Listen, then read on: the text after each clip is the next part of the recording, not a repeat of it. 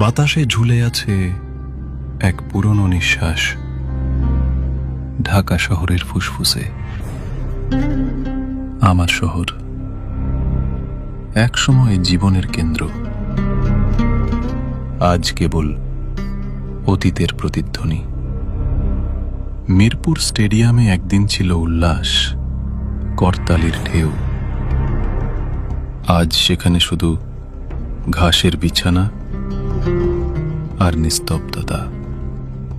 Mirpur 10-এর metro স্টেশনে যে train একসময় মানুষ বহন করত, এখন শুধু লতাপাতা ধরে রেখেছে ভাঙা রেল লাইন।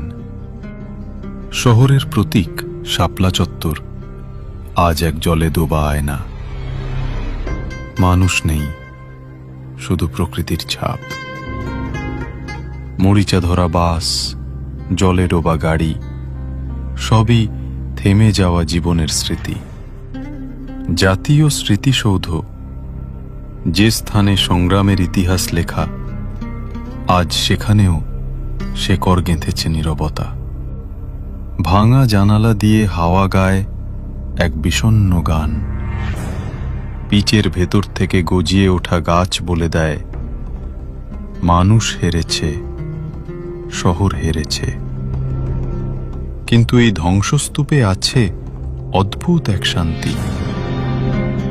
পচা মাটির গন্ধ, কালো পানির আয়না, আর ছাদের উপর জন্মানো গাছ মনে করিয়ে দেয়, শেষ পর্যন্ত প্রকৃতিই জয়ী হয়।